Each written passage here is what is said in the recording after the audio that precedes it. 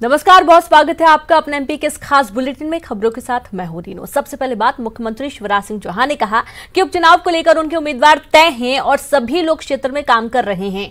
प्रत्याशियों के नाम को लेकर पहली बार शिवराज सिंह चौहान ने ये बयान दिया। अब साफ हो गया है कि जो लोग कांग्रेस छोड़कर बीजेपी में आए हैं वही लोग बीजेपी के उम्मीदवार होंगे और चुनावी मैदान में ताल ठोकेंगे। तो यानी कि ये तय है कि न्यूज 18 ने जो आपको संभावित लिस्ट बीजेपी की दिखाई थी उस पर ही मुहर लगनी है, क्योंकि मुख्यमंत्री शिवराज सिंह चौहान ने सभा के दौरान साफ कर दिया है कि प्रत्याशियों की घोषणा लगभग तय ही है। उपचुनाव के प्रत्याशी तो घोषित हैं और वे सब अपने क्षेत्र में काम भी कर रहे हैं।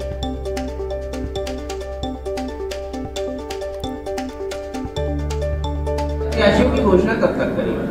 हमारे तो घोषित ही है, उसमें अधिकृत ही है, सब काम कर रहे हैं। बीजेपी प्रत्याशियों की घोषणा कब तक करेंगे? हमारे तो घोषित ही है, उसमें अधिकृत ही है, सब काम कर रहे हैं।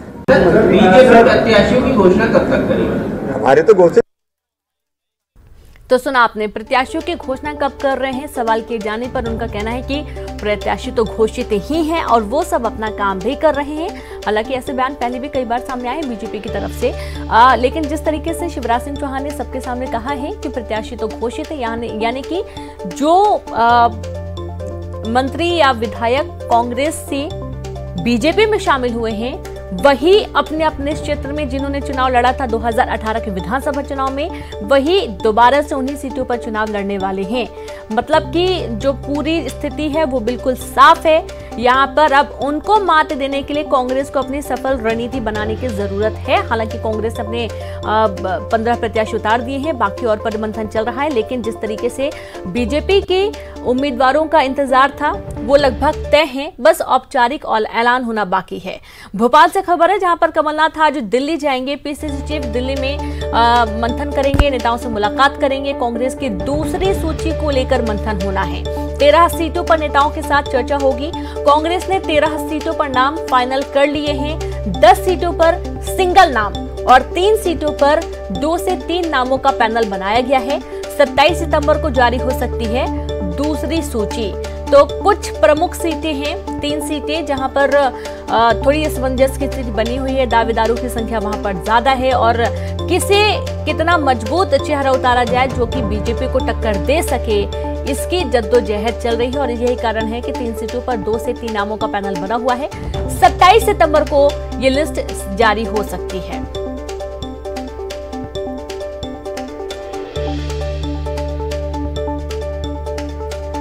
तो चलिए, ज्यादा जानकारी के साथ विश्लेषण के लिए संवाददाता शरद लाइव जुड़ गए हैं। शरद, बीजेपी ने तो साफ कर दिया है, मुख्यमंत्री ने साफ कर दिया है कि उनके जो प्रत्याशी हैं वो तो तय हैं और वो सब अपना काम भी कर रहे हैं अपने अपने क्षेत्र में।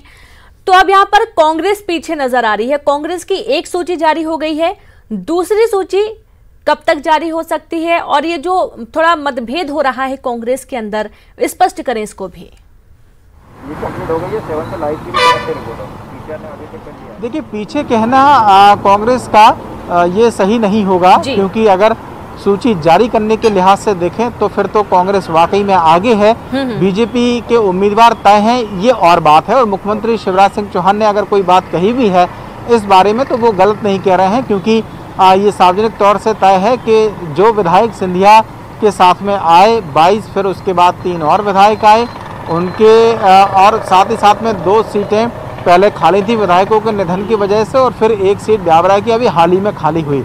तो कुल मिलाकर 28 सीटें हैं और 28 में से करीब 25 ऐसी सीटें हैं जहां पर बीजेपी के उम्मीदवार लगभग तय हैं और उनमें से करीब 14 तो मंत्री बने हुए हैं। तो ये समझा जा सकता है कि आखिरकार बीजेपी ऐसा क्यों कर रही है, भले ही वो प्रक्रिया जो विधिवत सूची जारी करने के लिए की जाती हो वो अभी न की गई हो।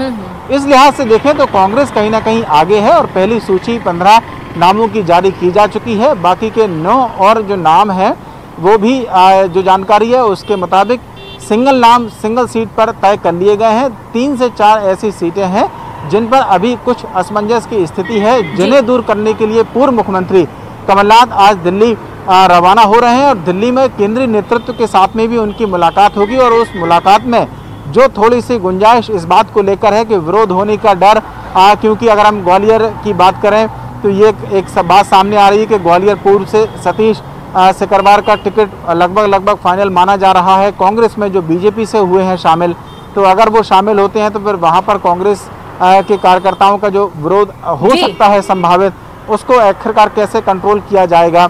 इसी तरीके से पारुल साहू के बारे में अगर हम बात करें सुर्खी से, तो वो बीजेपी से आई हैं, उनको भी अगर टिकट दिया जाता है तो फिर कांग्रेस की जो स्थानीय इकाई है वहाँ पर उसको कैसे संभाला जाएगा, या जो नेता वहाँ पर टिकट की दावेदारी कर रहे हैं कांग्रेस में, संभवतः इन सारे मुद्दों पर चर्चा करने के लिए ही कमलनाथ दिल्ली गए हैं और वहाँ पर वो चर्चा करेंगे और उसके बाद ये माना जा रहा है कि जो बाकी के नाम है उनकी सूची जारी कर दी जाएगी। तो इस लिहाज से शरद, बहुत बहुत शुक्रिया आपका तमाम जानकारी साझा करने के लिए।